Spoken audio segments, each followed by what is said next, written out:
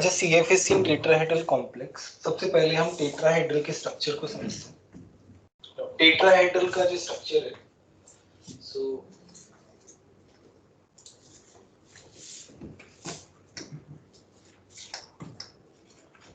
उसमें एक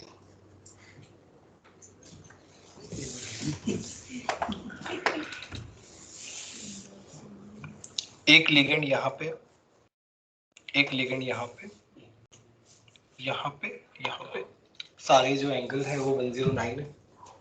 now let's say मैं यहाँ पे x एक्सिस लेता हूँ, ठीक है, तो y एक्सिस जो है वो मेरा यहाँ कहीं आएगा, ठीक है। जब एंगल 109 है तुम्हारा, तो x और y के बीच में एंगल 190 डिग्री है, ठीक है। तो मेरा कहने का मतलब क्या है, तुम्हारा जो लिगेंड है वो मेटल को अप्रोच कहाँ पे कर रहा है, बिटवीन द एक्सिस। ध्यान से देखो, तुम्हारे लिगेंड्स के बीच में एंगल जो है इक्वली डिवाइडेड है, बहुत सिमेट्रिकल होता है टेट्राहेड्रल, सबके बीच में एंगल 109 होता है। तो क्या नाम है, एक्सिस जो है लिगेंड एक्सिस पे लाई कर ही नहीं पाएगा, मैक्स टू मैक्स 1 लिगेंड कर सकता है, उससे ज्यादा नहीं कर पाएंगे। तो यहाँ पे जो लिगेंड है they are considered to be between the axis, क्योंकि बिटवीन द एक्सिस में एक फिट हो रहा है एकदम। ये वाली बात समझ में आई कि नहीं, बोलो क्या डाउट, कोई डाउट नहीं, समझ में आया? तो यहाँ पे ये एक्स एक्सिस है, मैं यहाँ पे एक्स एक्सिस मान रहा हूँ, है ना। एक्सिस जो है वो हम लोग चूज करते हैं, वो होती नहीं है, एक्सिस का कॉन्सेप्ट हम लेके आते हैं टू मेक थिंग सिंपलर। तो यहाँ पे एक्स है तो यहाँ पे वाई होगा नीचे की तरफ, ठीक है, जेड मेरा यहाँ पे होगा। अगर मैं इनको एक्सिस मान रहा हूँ तो लिगेंड्स कहाँ से अप्रोच कर रहे हैं, इन बिटवीन द एक्सिस। बस ये पॉइंट है समझाने का, बस, ठीक है। किसी को डाउट है तो बोलो, ऑनलाइन में बोलो कोई डाउट है क्या? चलिए कोई तो कॉन्सेप्ट नो सर, एक्सिस हम लोग चूज करते हैं। एक्सिस मतलब जैसे मैथ्स में हम क्या मानते हैं, हॉरिजॉन्टल को x मान लेते हैं, वर्टिकल को y मान लेते हैं, इसको z मान लेते हैं, आउट ऑफ द प्लेन को x और y तो हम कुछ भी कर लेते हैं, फिर z को क्रॉस प्रोडक्ट निकालते हैं। हाँ, तो बस वही है, और कोई कॉन्सेप्ट नहीं है एक्सिस का, तो सच, ठीक है।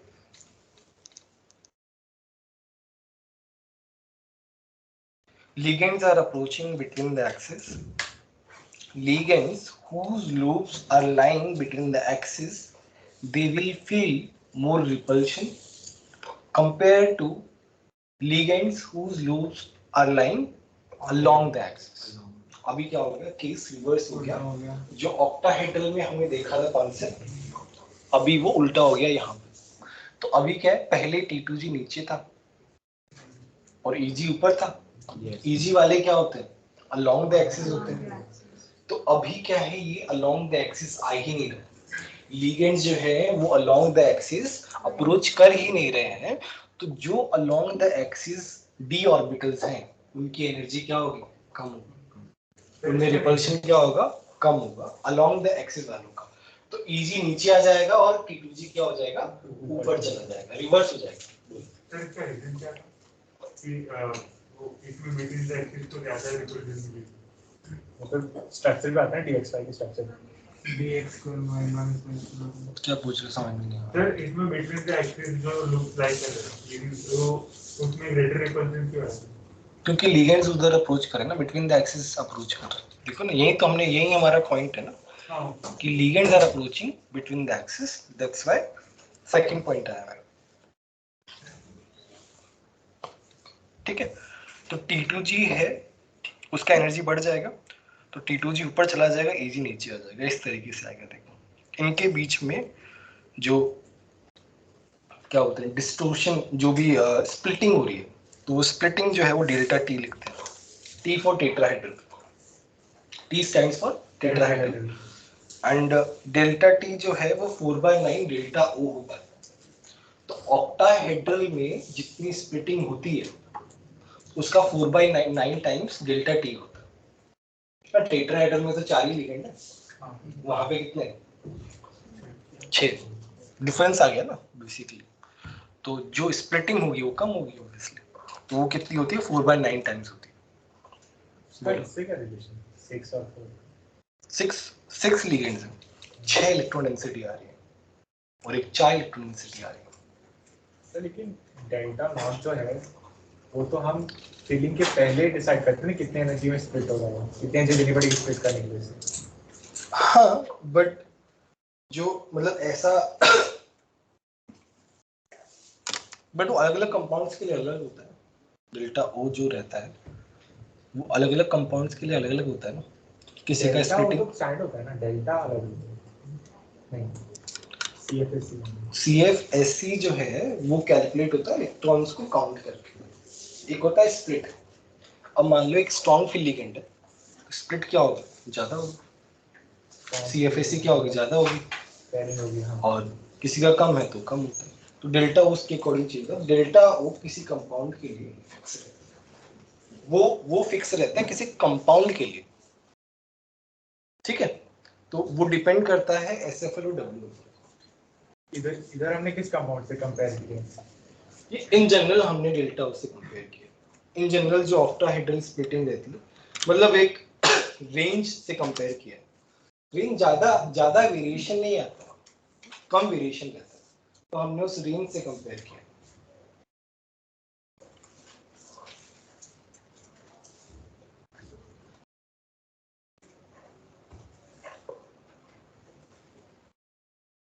मतलब सर अब इलेक्ट्रॉन कहाँ आएंगे, पहले ईजी में आएंगे? हाँ, इलेक्ट्रॉन पहले ईजी में आएंगे और फिर T2G में जाएंगे। Okay sir. ठीक है। Yes sir. अच्छा, CFSE इन टेट्राहेड्रल हम कैसे लिखेंगे? अच्छा, यहाँ पे अभी उल्टा हो गया ना सब कुछ, तो यहाँ पे ऊपर क्या हो जाएगा 2/3 डेल्टा T, नीचे क्या हो गया, सॉरी 2/5 हो गया, -3/5 डेल्टा T। तो यहाँ पे आएगा N EG, इसी तरीके से लिखते थे ना। चलो पहले -3/5 लिखते हैं, -3/5 into N EG plus 2/5 into N T2G delta T। ठीक है, ये हमारा CFSE टेट्राहेड्रल आ गया। इसका कोई डाउट नहीं, सिंपल।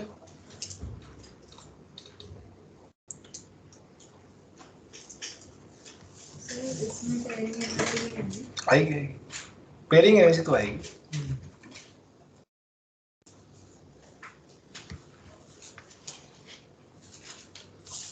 डन हो गया, लिख के यस सर। निकालो NiCl4 2-। अच्छा एक और बात, sp3 होता है, हाँ CN4 के बारे में बताना भूल गया मैं। कोऑर्डिनेशन नंबर 4 में 2 टाइप के हाइब्रिडाइजेशन होते हैं, sp3 dsp2। sp3 क्या होता है, आउटर होता है, dsp2 क्या होता है, इनर होता है। टेट्राहेड्रल किससे बनता है, sp3 में बनता है।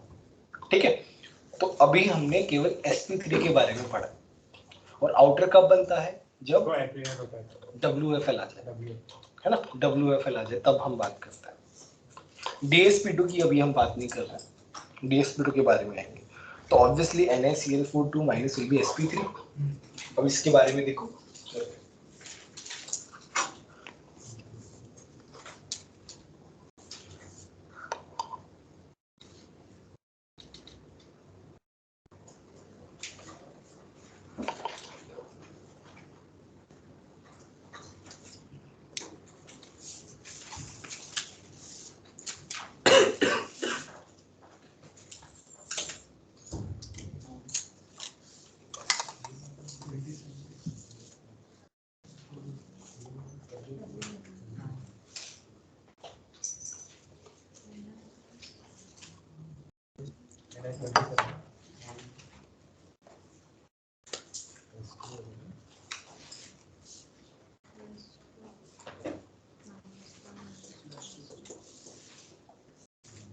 मास्क पहन लिया।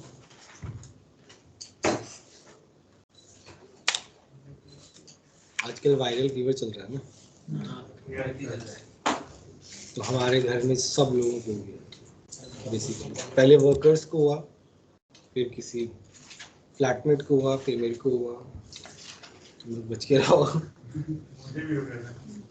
हाँ, तुमको भी वायरल फीवर हो।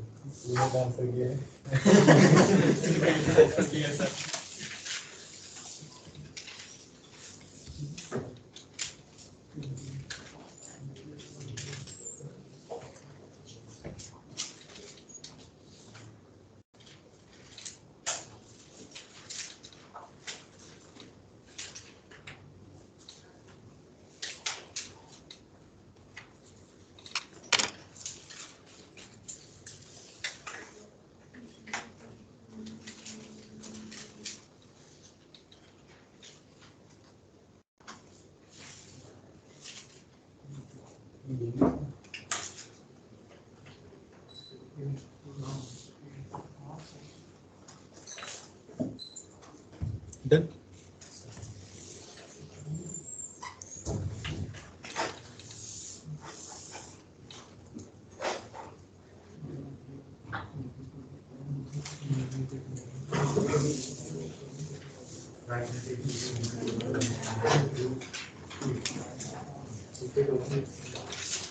सर रूट 24 आ रहा है। रूट 22 डब्ल्यू है। सॉल्व करें। सर इसमें SP3 आएगा और रूट 6। SP3 तो आएगा ही ना यार, SP3 तो पढ़ ही रहे हैं हम लोग। अच्छा ठीक है, Ni+2 आएगा।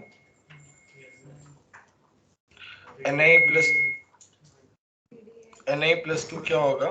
It will be 3D8।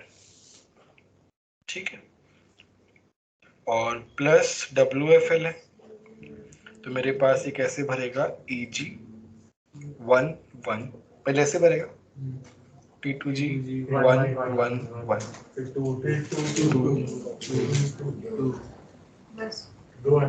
2 unpaid रहेंगे, तो N क्या हो जाएगा? 2 आ जाएगा मेरे पास। और यहाँ से म्यू क्या हो जाएगा? रूट 8 हो जाएगा। ठीक है,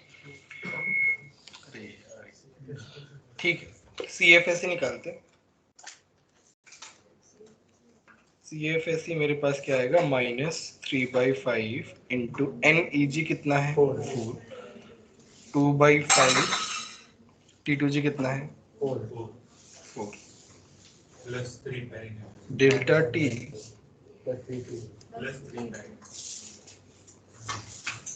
ये कितना हो जाएगा? 4/9 डेल्टा नॉट।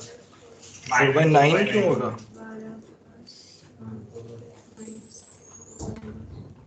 9 थोड़ी होगा। अगर तुम डेल्टा ओ के टर्म्स में लिखो, जरूरत नहीं, डेल्टा T दिया हुआ रहेगा। बट एक ही बात है, डेल्टा ओ दिया हुआ रहेगा तो बाई 9 हो जाएगा, 4/9। ठीक है, इस तरीके से रहेगा।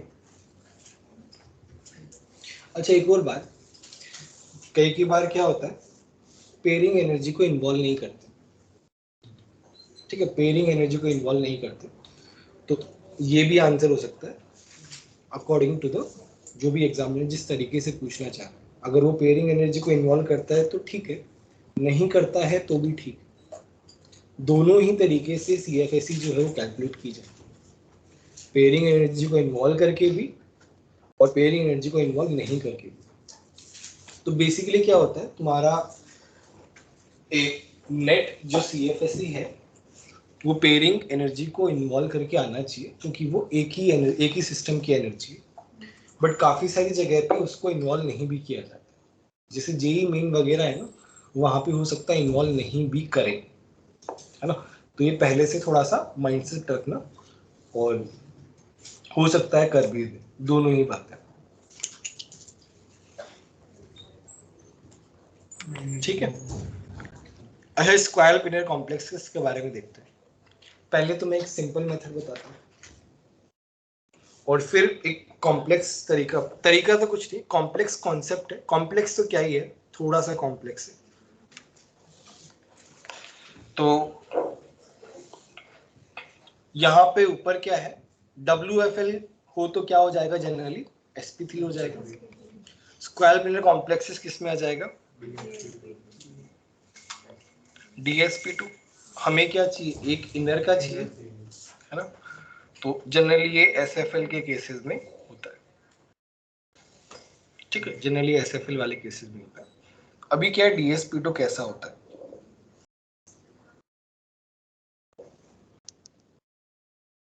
DsP2 जैसे मेटल ये है,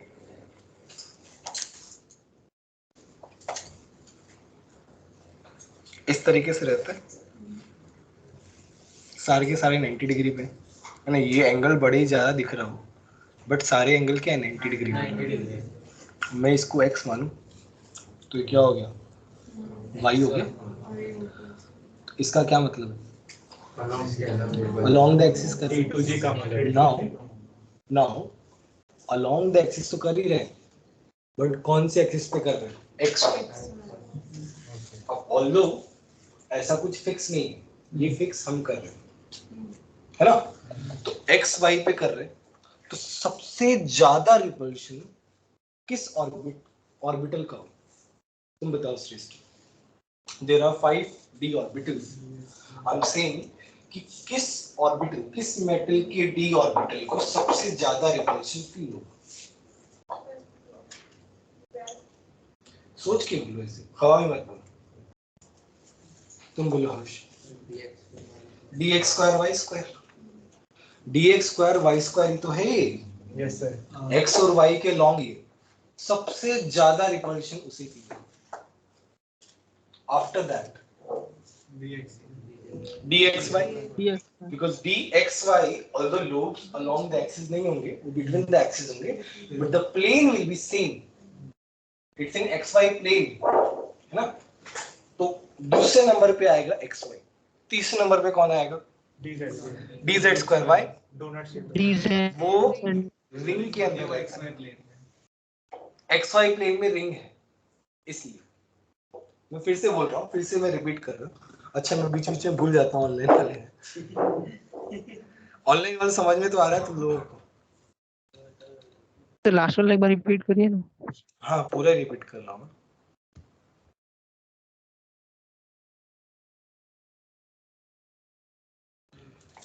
तो यहाँ पे जो लिगेंड अप्रोच कर रहा है मेटल को, वो XY एक्सिस पे कर रहा है, तो सबसे ज्यादा जो रिपल्शन फील होगा वो dx स्क्वायर y स्क्वायर को होगा, क्योंकि उसके lobes directly along the axis.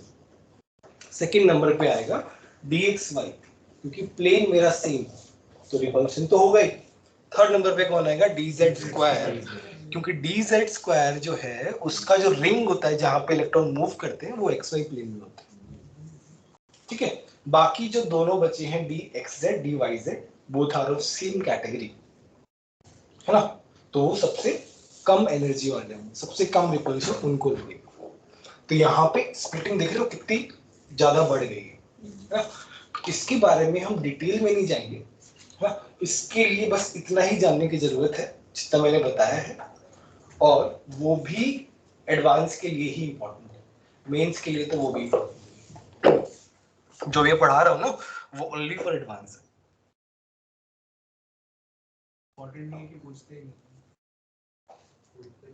नहीं एडवांस से पूछ सकते हैं, एडवांस में तो चांस भी है पूछ, मेंस में पूछेंगे नहीं, काफी सारे बुक्स में मेंशन ही नहीं होता, पिछले साल पढ़ाया ही नहीं था मैंने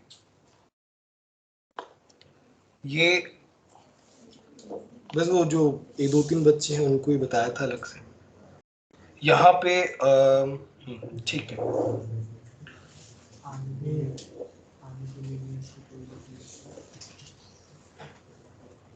सबसे ऊपर कौन होता है,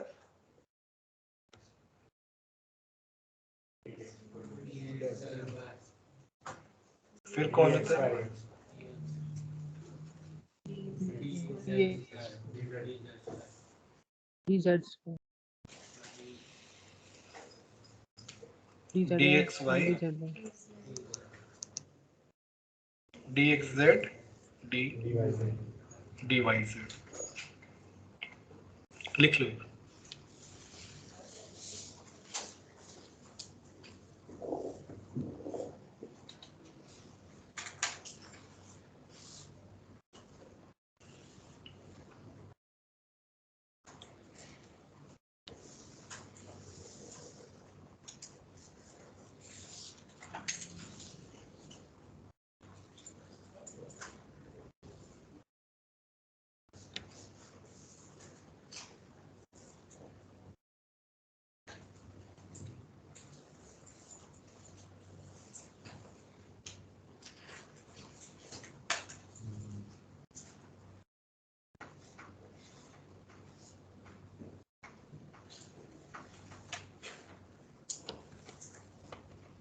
dxy ऊपर होता है, लो ऊपर है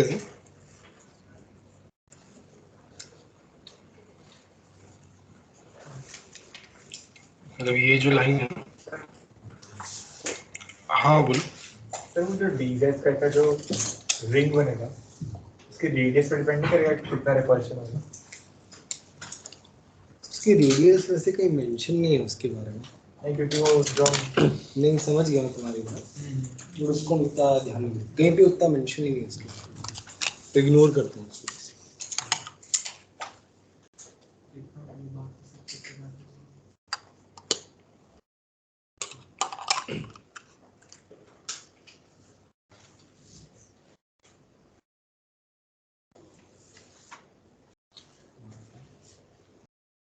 और इसमें पता है क्वेश्चन कैसे आ सकता है? इसमें क्वेश्चन ये आ सकता है, जैसे मान लो D9 की बात कर रहे हैं, तो जो 9th वाला इलेक्ट्रॉन कौन से ऑर्बिट में रहेगा, कौन से ऑर्बिट में रहेगा? लेट्स से वो ये पेयरिंग होगी, तो 9th इलेक्ट्रॉन कहाँ है?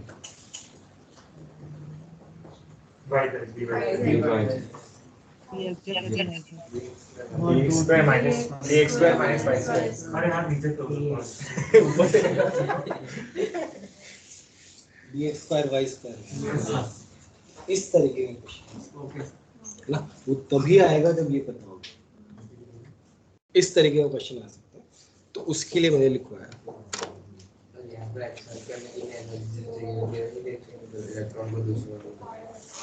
क्या क्या पेयरिंग के लिए और पेयरिंग वाली एनर्जी चाहिए होगी ना, एक्साइट समझा नहीं। हाँ ये एसएफएल में ही आएगा ना। नहीं सर मेरा नाम था कि पेयरिंग एनर्जी सबके लिए डिफरेंट होगी, मतलब पेयरिंग और जो कंपैरिजन करते हैं जो जंप के लिए की एनर्जी होगी। अच्छा डेल्टा की बात कर रहे हो ना तुम? और पी का कंपैरिजन हमने उसमें क्या था कि लेस देन और ग्रेटर देन, लेकिन यहाँ पे तो पूरा सिस्टम ही अलग है, पूरा सिस्टम ही अलग है, वहां पे हम नहीं जा रहे, उसकी बात ही नहीं करेंगे, वो बहुत ही ज़्यादा अलग हो जाएगा। ये जो रहता है ये 1.23 टाइम्स आता है ऑक्टाहेड्रल स्प्लिटिंग की, इसकी स्प्लिटिंग ज़्यादा होती है और इसमें बहुत सारी कॉम्प्लिकेशन है। तो इसका सीएफसी कैलकुलेट नहीं करते, नहीं पूछते हैं, वो पूछते भी नहीं है इसके बारे में ज़्यादा, बस एक ही क्वेश्चन है इसमें, एक टाइप मतलब इस एनर्जी का जो ऑर्डर है उसके बेसिस पे ही क्वेश्चन पूछे जा सकते हैं। अपार्ट फ्रॉम दैट जो है ये बहुत कॉम्प्लेक्स है, पढ़ाने में एक पूरा लेक्चर चला जाएगा जो कि इतना कुछ खास वो इम्पोर्टेंट भी नहीं।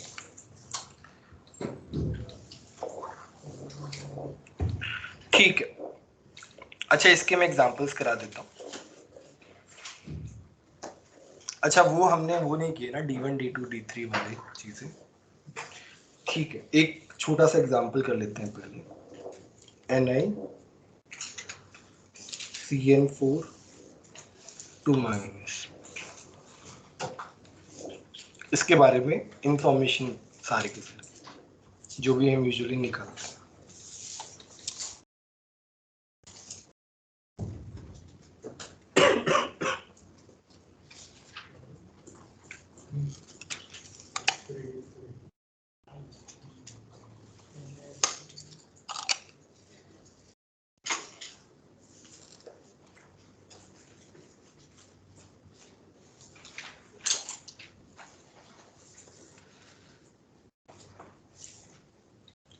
कल की क्लास ऑनलाइन हो गया ऑफलाइन?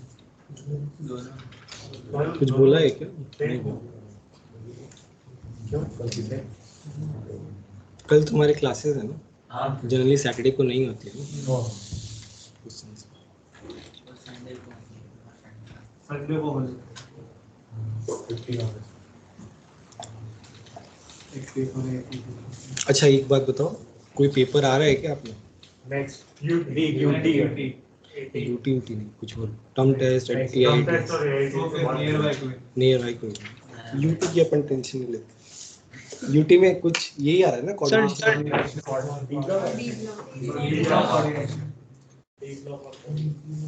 अच्छा कब? 23 को? वेडनेसडे को। अच्छा तो अपने पास 14 16 और सैटरडे 7 तक 3 दिन में हो जाना चाहिए। मैग्नेटिक मोमेंट को 0 हाँ ठीक है। Ni+2 होगा ये? सर इसमें DsP2 आएगा और हाँ। DXY में सर लास्ट इलेक्ट्रॉन आएगा। अच्छा इसको कैसे करते हैं? नॉर्मल तरीके से करते हैं। इसमें जो है हम नॉर्मल तरीके से फिल करते हैं, क्योंकि इसे फिल करना कितना कॉम्प्लेक्स है ना। ठीक है, सारे के सारे पेयर हो गए। यहाँ पे क्या आ गया? 4s आ गया।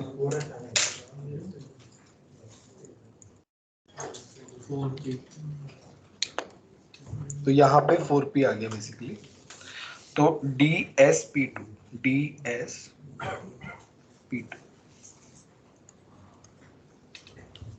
ठीक है। तो n मेरा 0 आ गया। CFSE हम नहीं निकालेंगे इसका, ठीक है। सर इसमें वैसा है ना जैसे EG11 E2G200 ऐसे लिखा हुआ। कैसे करोगे यार इसमें? बहुत मुश्किल है। मतलब DX2 फिर इसमें ऐसा रहता है, हर एक स्प्लिट का अलग डेल्टा O के कंपैरिजन में निकलता है। कोई 0.23 है, कोई 0.51 है, ऐसे करके 1.23 आता है। कितना करोगे उससे? एनीवे अच्छा यहाँ पे एक छोटा सा एक्सेप्शन है।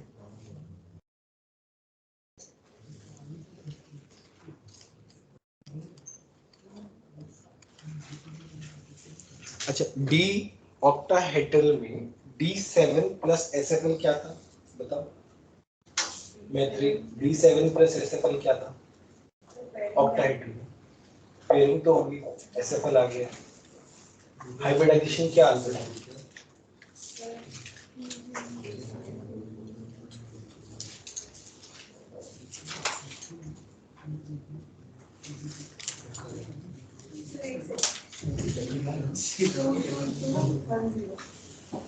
मैंने क्या पूछा? हाइब्रिडाइजेशन क्या है?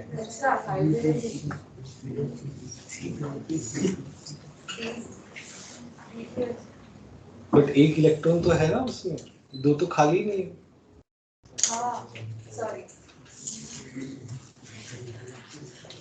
कोई बात नहीं, एक्साइट हो जाएगा। D7 प्लस SFL में क्या होता है?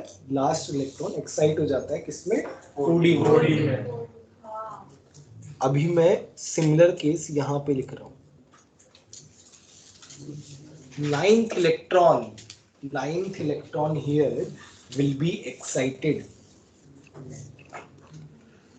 यहाँ पे क्या लिख रहा हूँ? 9th electron will be excited। तो यहाँ पे क्या हो जाएगा? ये DsP2 स्क्वायर प्लेनर।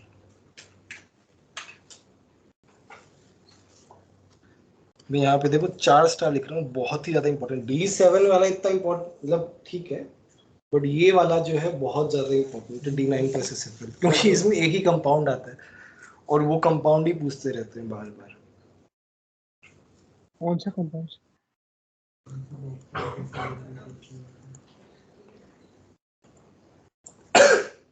ये वाला। तो यहाँ पे क्या आ गया? Copper +2 D9 plus SFL। DsP2 तो आएगा ही आएगा। N क्या हो जाएगा? 1 आ जाएगा। म्यू क्या हो जाएगा, √3 आ जाएगा। ये ब्लू कलर का होता है, डीप ब्लू कलर। हाँ बोलिए। सर आपने थोड़ी देर पहले बोला ना कि D9 वाला इलेक्ट्रॉन dx2y2 में जाएगा, तो अगर वो पूछेंगे तो हम क्या बोलेंगे? एक्साइट हो रहा है। एक्साइट मतलब कंपाउंड फॉर्मेशन के टाइम एक्साइट होता है। हाँ, वो डिपेंड करता है क्वेश्चन किस तरीके से पूछा जाएगा। अगर वो पूछेगा कि 9th इलेक्ट्रॉन कहाँ पे है कॉपर +2 का, तो हम बोलेंगे dx2y2। और तो कंपाउंड के बारे में पूछेगा तो हम बोलेंगे सर n=1 कैसे होगा लास्ट में? सर Eg2 0 नहीं हो जाएगा? वो बताया था ना कि जो इलेक्ट्रॉन एक्साइट हो रहा है उसको हम काउंट करते हैं। 9th ओके सर, इलेक्ट्रॉन जो है वो एक्साइट हो रहा है उसको काउंट करते हैं, ठीक है। Okay sir. हाँ, कॉपर +2 के सारे कंपाउंड। बोलो, और कोई डाउट पूछ रहे थे? वो नहीं पता चला कि कब हम ये एक्सेप्शन लेंगे और कब वो dx वाला बताएंगे 9th इलेक्ट्रॉन का। 9th इलेक्ट्रॉन जो है, मतलब बेसिकली अगर नॉर्मल इंफॉर्मेशन इस तरीके से पूछे तो हम उसे dx2y2 में ही बोलेंगे। कंपाउंड रिलेटेड या इस तरीके से हाइब्रिडेशन रिलेटेड पूछ रहे हैं तो बात अलग है, सिचुएशन टू सिचुएशन डिपेंडेंट है, बट वो रहता उसी में ही है। अब उसके बाद जब कंपाउंड बनाने लग गया तब वो शिफ्ट हो गया, बट पहले तो किसमें था? कंपाउंड बनाने के बाद तो मिक्सिंग हो जाएगी। हाँ वो बात हाँ वो तो है ही, क्वेश्चन पे पूछने पे डिपेंड है। हम पहले ऐसे नहीं बता सर सकते। ये मैंने सिर्फ वो क्वेश्चन स्क्वायर अपने प्लेयर में ही होगा ना? क्वेश्चन कहीं देखा नहीं था मैंने, वो क्वेश्चन मैंने अपने से बनाया था। मेरे को याद नहीं है कि कौन सा क्वेश्चन आया था, इसमें आया था वीके जायसवाल वाली बुक में आया था या फिर तुम्हारे पैकेज में क्वेश्चन नहीं था। पैकेज में दिया हुआ ही नहीं है स्प्लिटिंग, दिया है क्या स्क्वायर प्लेयर कॉम्प्लेक्स का स्प्लिटिंग पैकेज में? नहीं दिया जहाँ तक उस पर क्वेश्चन भी नहीं सर है। हाँ बोलो उनको। सर ये सिर्फ स्क्वायर प्लेयर में ही पॉसिबल है ना? हाँ हाँ, ओके सर। एडिशनल इंफॉर्मेशन में दिया हुआ है। ये दिया हुआ है ना सामने, यस एडिशनल में दिया हुआ है, ठीक है। सर वो ब्लू लिखा है। हाँ हाँ ब्लू लिखा हुआ है। कुछ नहीं। 145 additional सर इन्होंने ऑक्टा एड्रेस स्प्लिटिंग में बताई। हाँ तो ऑक्टा एड्रेस से एक्सप्लेन करते, डेल्टा उसे ही बताइए ना, या फिर कैसे की स्प्लिटिंग बताइए, फिर T2G स्प्लिटिंग। हाँ हाँ वो उसी से एक्सप्लेन होती है, एक ही बात है वो तो, अल्टीमेटली तो उसी में टूटेंगे ना।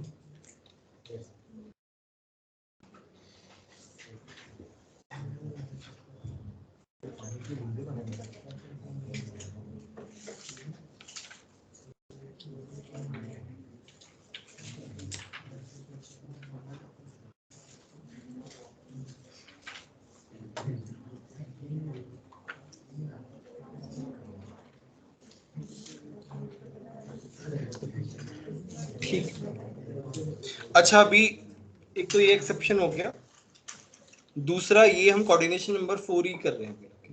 ये मैंने यहाँ पे हेडिंग डाल देती हूँ।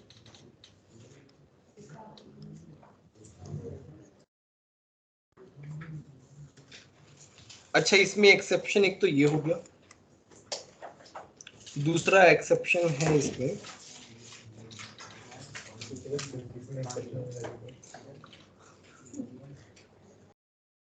all ligands are SFL for 4D and 5D metals.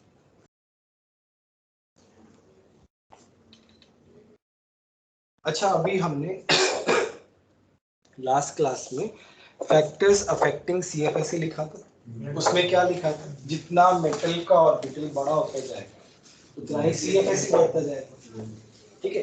तो जब मेटल 4D और 5D का है तो इसका CFSE ऑलरेडी ज्यादा है ना, तो लीगेंड जो है वो अगर वीक फील्ड भी रहेगा तब भी वो स्ट्रॉन्ग की तरह बिहेव करेगा, क्योंकि अभी पूरा जो बेसिकली यहाँ पे मेटल जो है वो बेसिकली वो फुलफिल कर रहा है, इलेक्ट्रॉन पेयरिंग जो है ना वो मेटल फुलफिल कर रहा है बेसिकली, डेल्टा वो ज्यादा है वो लो। ठीक है, मैं फिर से बोल रहा हूँ कि 4D और 5D मेटल्स के लिए वीक फील्ड लिगेंड भी स्ट्रॉन्ग फील्ड लिगेंड की तरह ही बिहेव करता है, क्योंकि उनका CFSE ज्यादा होता है। लास्ट क्लास में लिखवाया था 4D और 5D का CFSE ज्यादा होता है 3D से। बोलो सर हम ऐसा बोल सकते हैं कि 4D और 5D में इलेक्ट्रॉन डेंसिटी कम हो गई तो वो लिगेंड्स एसिफिल बनना चाहते हैं इलेक्ट्रॉन डेंसिटी को पूरा करने के लिए। कम कैसे बोले? क्योंकि साइज बढ़ गया ना ऑर्बिटल्स का 4D 5D में। ठीक है, उस सेंस से बोल सकते हो। तुम वो चार्ज बाय मास रेशियो के बारे में, ठीक है। तो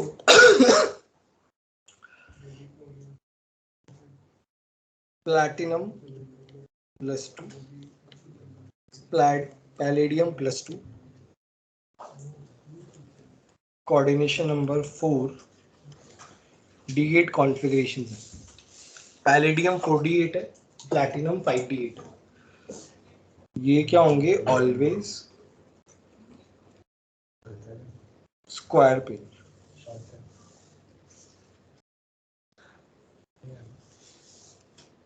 DsP2, डायमैग्नेटिक। डायमैग्नेटिक में DIA आता है। पहले पूछा था मैंने, हर जगह गलत लिखवा दिया था मैंने। Diamagnetic, platinum +4, palladium +4, coordination number 6, ये D6 कॉन्फ़िगरेशन हो गया। ऑलवेज D2sp3,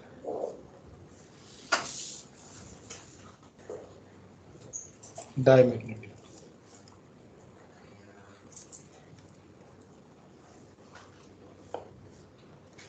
ठीक, एग्जांपल्स करेंगे ऑल टुगेदर, काफी सारे एग्जांपल एक साथ करेंगे। पहले हम सारे एक्सेप्शंस कवर कर लेते हैं। ये हो गया। नेक्स्ट है, ये भी काफी इंपॉर्टेंट है, थर्ड वाला है जनरली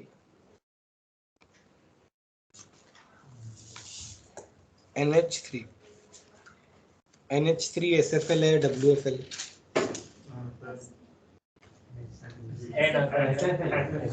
SFL नाइट्रोजन डोनर्स क्या होते हैं? SFL होते हैं। बट अच्छा, यहाँ पे इरविंग विलियम ऑर्डर नहीं लिखवाया ना मैं तुमको, सॉरी। उससे पहले इरविंग विलियम ऑर्डर लिखा।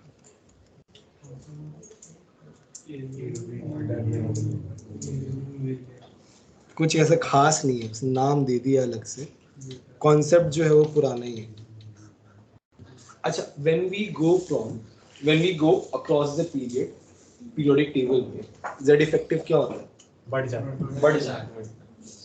इतनी सी बात है। इरविंग और विलियम, दो साइंटिस्ट ने मिलकर एक ऑर्डर दे दिया, ऑर्डर बस यही दिया, सेम जो Z इफेक्टिव बढ़ता है बस, बट वो एप्लीकेबल होता है यहाँ पे एक्सेप्शंस के लिए, बस इसीलिए उसको अलग से कैटेगरी में रख दिया।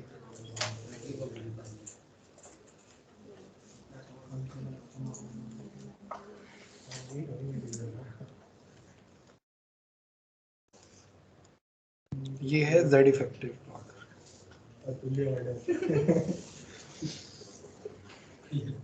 ये एक कैटेगरी में आते हैं, मतलब ये इनका कैटेगरी क्या है? Z इफेक्टिव कम, और ये एक कैटेगरी में आते हैं जिनका Z इफेक्टिव क्या होता है? मतलब बढ़ गया बेसिकली। अब ये पूरा ऑर्डर है, रेंज हम क्या बता रहे हैं कि निकल से पहले वाले कम है, निकल और निकल के बाद वाले ज्यादा है। आएगा समझ?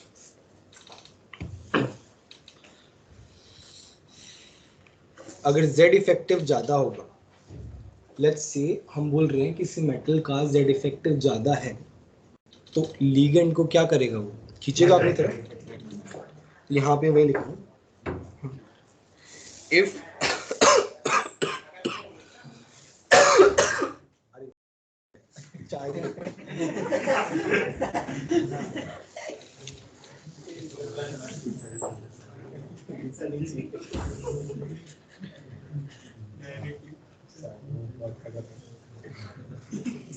if z effective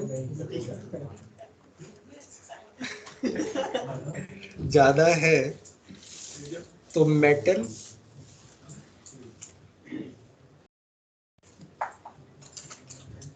ligand interaction ज्यादा है। आयरनी देख रहे हो, खांसी आ रही है और सही टाइम।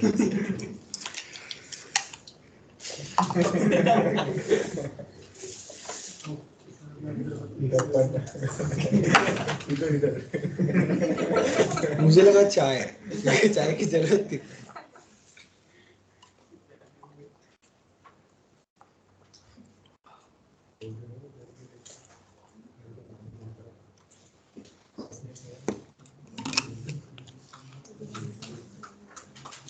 कोई डाउट अभी तक?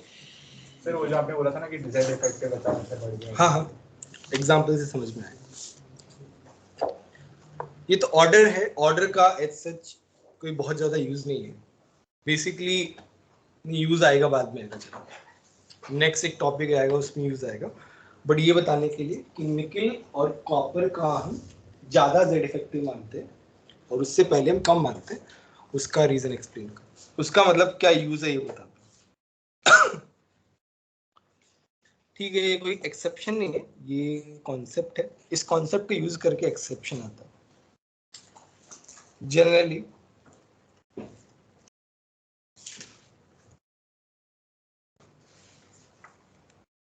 NH3 is SFL। अब देखो मैंने क्या बताया था, कार्बन डोनर जो रहते हैं सबसे ज्यादा अच्छे SFL होते हैं। Yes sir.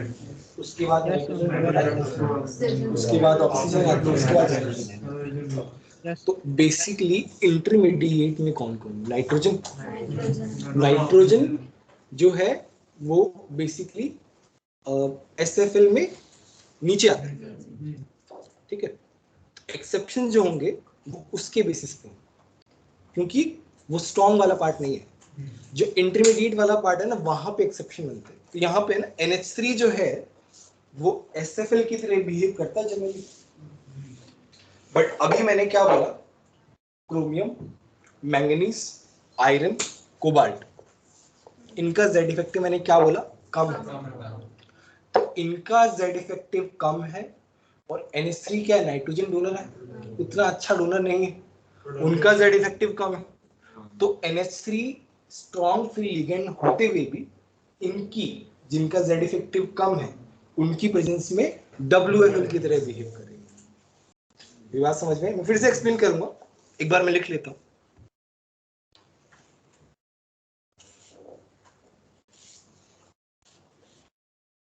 but act as WFL, chromium +2, manganese +2, iron +2, cobalt +2।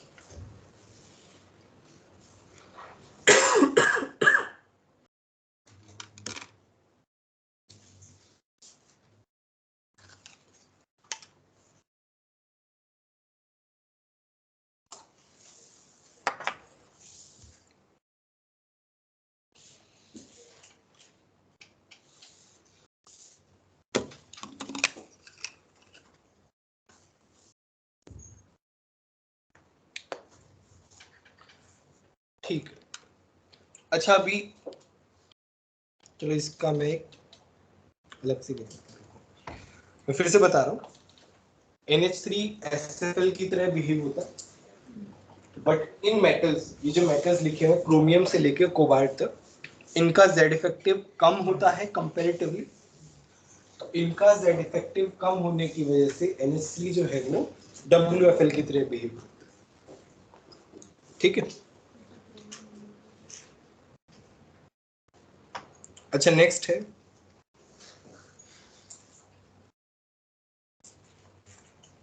अच्छा जेड इफेक्टिव जो है वो कोबाल्ट 2 प्लस और कोबाल्ट 3 प्लस में किसका ज्यादा हो? 3 ठीक है, तो अभी इरविंग विलियम ऑर्डर में हमने +2 पे ध्यान दिया। अब हम बात करेंगे कोबाल्ट 3 प्लस। कोबाल्ट 3 प्लस का जेड इफेक्टिव ज्यादा है ना? तो जो WFL में इंटरमीडिएट है कौन है? Oxygen donor. Oxygen donors. तो oxygen donors since they are WFL but in the presence of cobalt +3 they will behave like SFL। यहाँ पे मैं लिख रहा हूँ generally oxygen donor are WFL but act as SFL for cobalt +3 and copper +2। copper +2 का Z effective बहुत ज्यादा है। सर निकल भी निकल के लिए सच कुछ नहीं, बेसिकली पहले रिजल्ट आया उसके बाद बना दिया। निकल का भी एक्सेप्शन आएगा, उसको हम अलग से कंपाउंड में ही बताएंगे। Na+4 के लिए एक्सेप्शन आते हैं, Na+2 के लिए उतने नहीं है। सर मैंगनीज की भी तो आगे की वैलेंसी तो उसके लिए भी ये होगा। मैंगनीज के आगे की वैलेंसी +2 नहीं रहता मोस्टली, ज्यादा वैलेंसीज इन कंपाउंड्स में नहीं शो करता। फिर वो ऑक्सीजन वाले में MnO2 MnO4 2 minus MnO4 minus वहां पे चला। अच्छा मैंने एक और वो बताया था ना, मिक्स फील्ड लिगेंड मतलब क्या होगा? In case of mix field ligand, mix field ligand का मतलब है SFL भी है WFL भी है, तो हम किसको मानेंगे? नाइट्रोजन और ऑक्सीजन।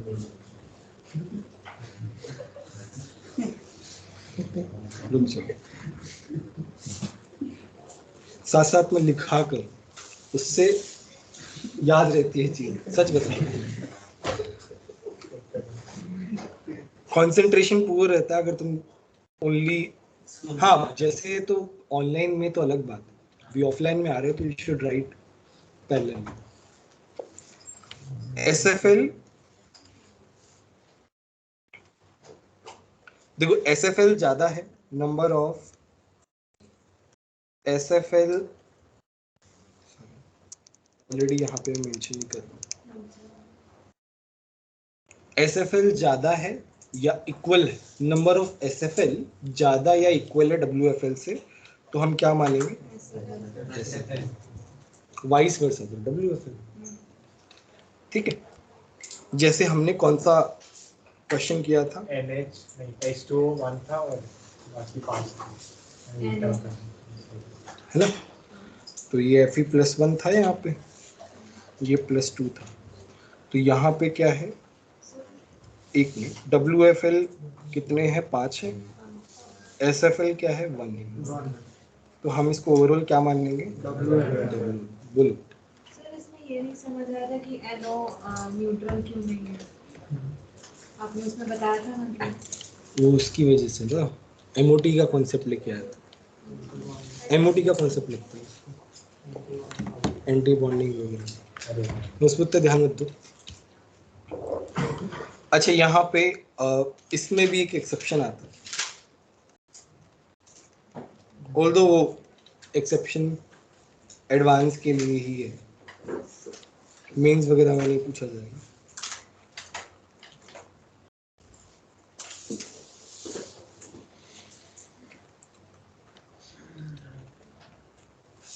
अब ध्यान से देखो, कोबाल्ट +3 के केस में H2O क्या है? SFL या WFL?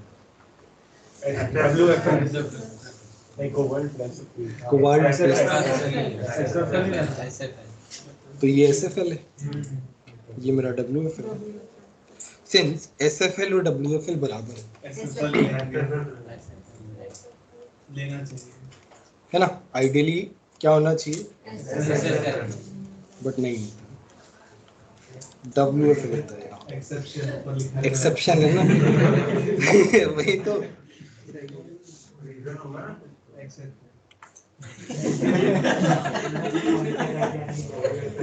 एक्सेप्टेंस बहुत जरूरी है लाइफ में, और स्पेशली केमिस्ट्री बहुत ज्यादा। ठीक है। तो ये क्या होता है, WFL की तरह ट्रीट होता है, तो इसका हाइब्रिडाइजेशन क्या हो जाएगा, बोलो बोलो क्या होगा हाइब्रिडाइजेशन, sp3 ठीक है।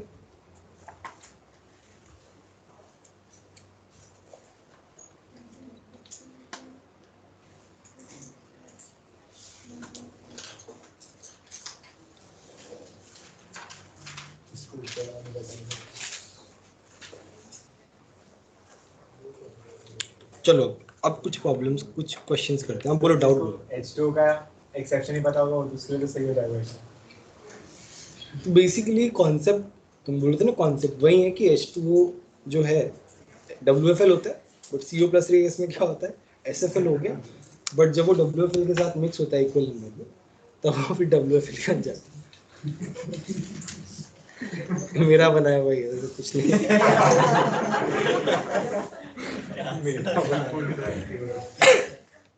एक्सेप्शन इस तरीके से, इसका कोई एक्सप्लेनेशन नहीं लिखा हुआ, काफी सारे इसमें कंपाउंड्स हैं जो एक्सेप्शन है, कोई एक्सप्लेनेशन ही नहीं है उसका। चलो हम एग्जांपल्स करते हैं।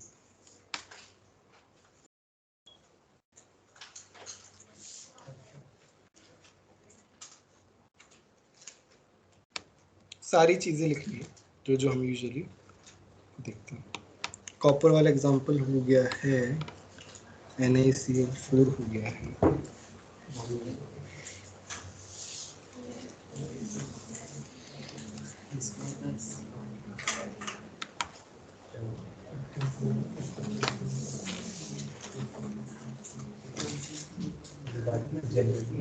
ये C2O4 है ना,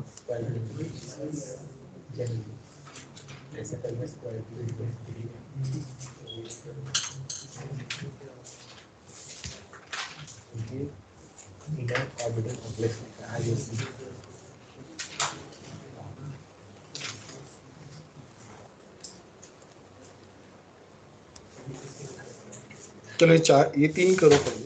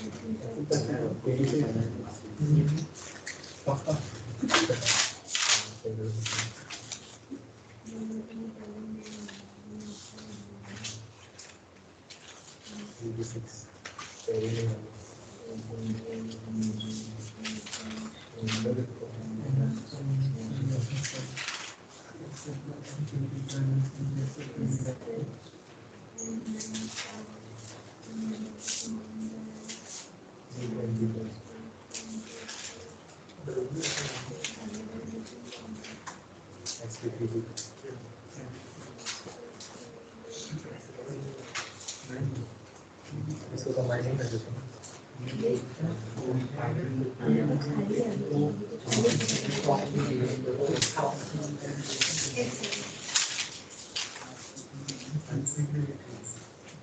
सर पहले के NaCl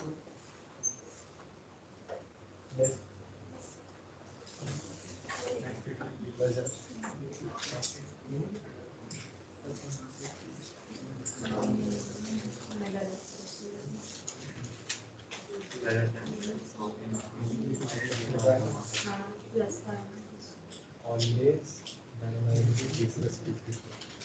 So we will check the square theorem. Yeah.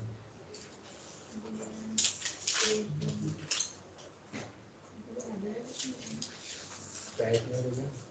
So DSP2.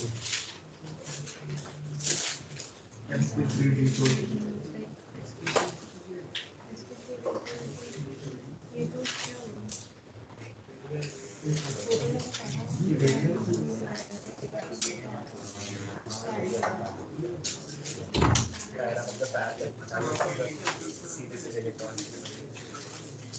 Yeah, सही कहा.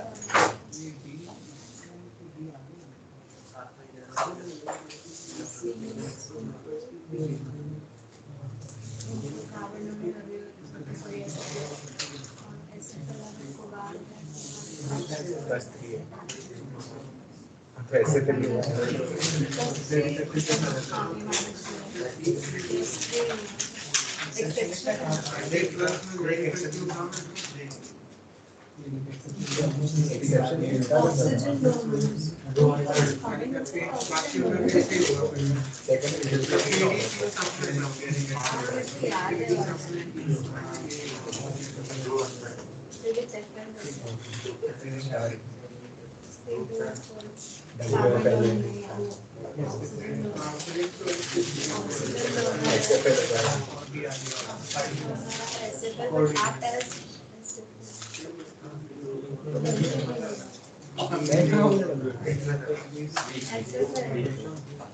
नहीं ये तो WF है. It will act as WF है.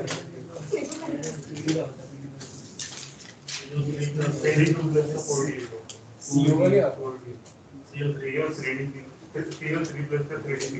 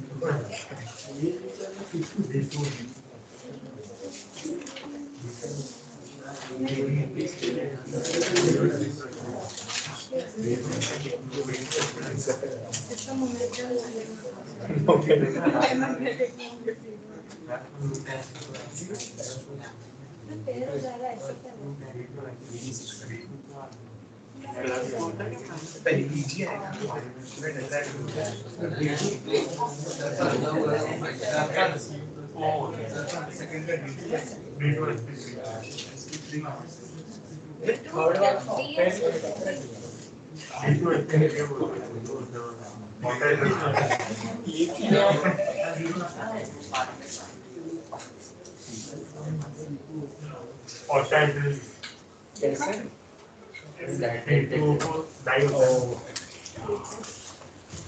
चलो सॉल्व कर.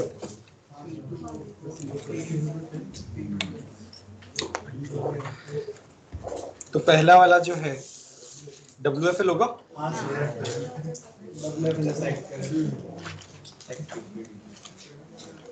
Fe plus 2 which is 3d6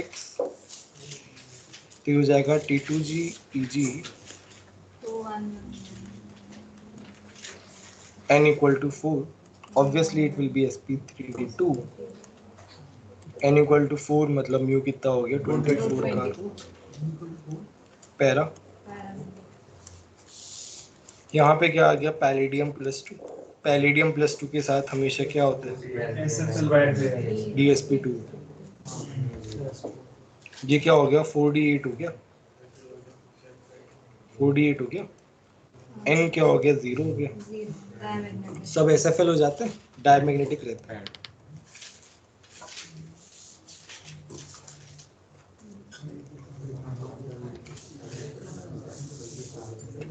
ये क्या है?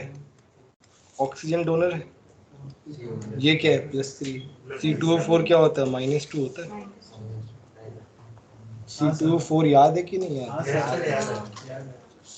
जिनको नहीं याद है उनकी -2। Cobalt +3 in the presence of oxygen donor, तो ये क्या हो जाता है? SFL हो जाता है। तो कोबाल्ट +3 क्या हो जाएगा? कोबाल्ट +3 + SFL, तो D6 + SFL, it will be D2sp3।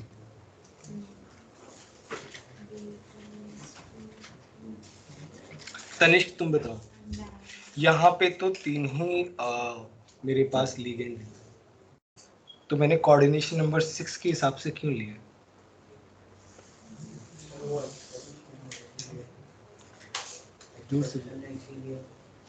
क्या क्या एक्सेप्शन में कोऑर्डिनेशन, यहाँ पे तो 3 ही है ना लिगेंड, कोऑर्डिनेशन नंबर 6 कैसे लिया मैंने? Sir bidentate. बाइडेंटेड लिगेंड है ये। लास्ट क्लासेस से नहीं आ रहे हो ना तुम?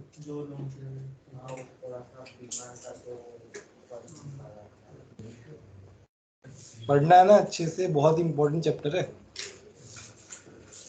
तो ये क्या है? बाइडेंटेड लिगेंड है, D2sp3।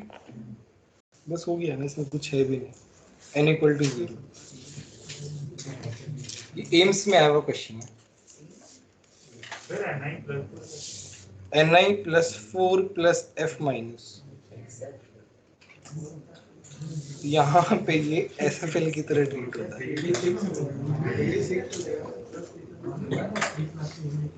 3d6 + SFL, ये क्या बनाएगा? D2sp3। ठीक है, n = 0। एक क्वेश्चन और था याद कैसे?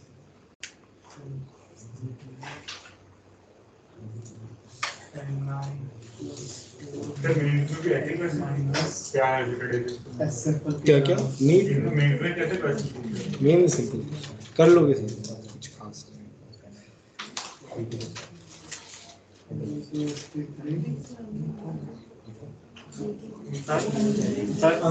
तुम सिंपल तरीके से भी पढ़ लो, एनसीईआरटी पढ़ के चले जाओ, मेंस हो जाएगा। मेंस का टेंशन नहीं लेना।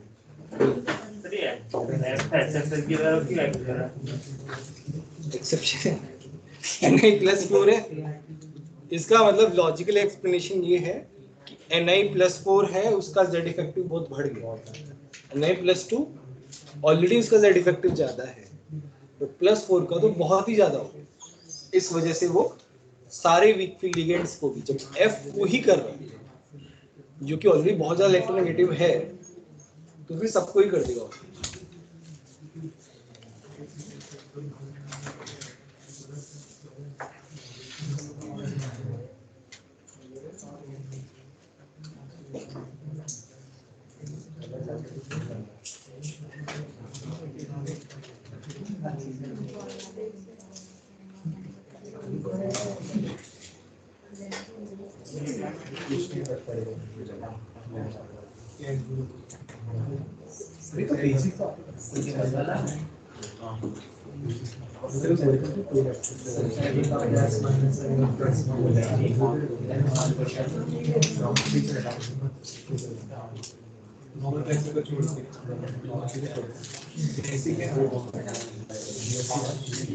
ठीक, इतने। अच्छा, अभी तुम्हारा ये वाला पार्ट हो गया। नेक्स्ट तुम्हारा वो अच्छा नहीं है, इसमें छोटा सा एडवांस का पोर्शन हो रहा है, वो हम नेक्स्ट क्लास में करेंगे। अच्छा, अभी तुमको क्या करना है वो